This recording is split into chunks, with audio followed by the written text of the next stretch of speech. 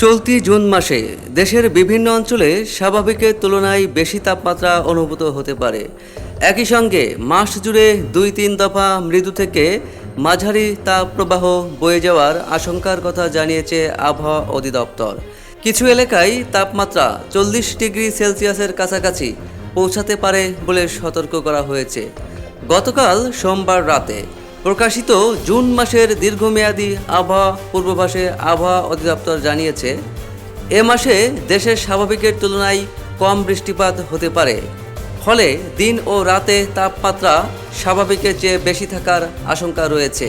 এদিকে জুন মাসের প্রথম দিনেই দেশের বিস্তীর্ণ এলাকায় তাপপ্রবাহ বয়ে গেছে।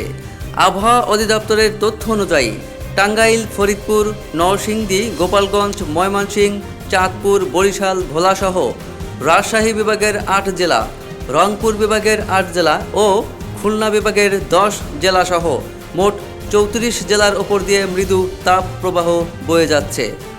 আবহাওয়া অধিদপ্তরের আবহাওয়াবিদ মোহাম্মদ ওমর ফারুক বলেন, জুন মাসে ২ থেকে ৩টি তাপপ্রবাহের পূর্বাভাস দেওয়া হয়েছে।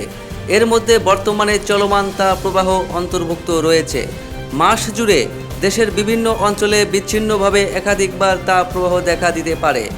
আবহাওয়া অধিদপ্তরের সংজ্ঞা অনুযায়ী তাপমাত্রা ৩৬ থেকে ৩৮ ডিগ্রি সেলসিয়াসের মধ্যে থাকলে তাকে মৃদু তাপপ্রবাহ বলা হয়। ৩৮ থেকে ৪০ ডিগ্রির মধ্যে থাকলে মাঝারি তাপপ্রবাহ এবং ৪০ থেকে ৪২ ডিগ্রির মধ্যে থাকলে তীব্র তাপপ্রবাহ হিসেবে বিবেচনা করা হয়।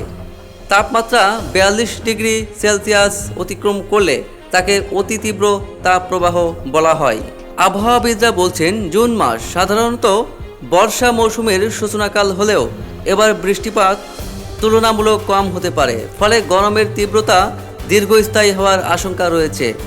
আবহাওয়া অধিদপ্তরের পূর্বাভাস অনুযায়ী জুনের প্রথমার্ধে দক্ষিণ পশ্চিম মৌসুমি বায়ু বা বর্ষা দেশের সর্বত্র বিস্তার লাভ করতে পারে। তবে বর্ষা বিস্তার লাভ করলেও বৃষ্টির পরিমাণ স্বাভাবিকের তুলনায় কম হতে পারে।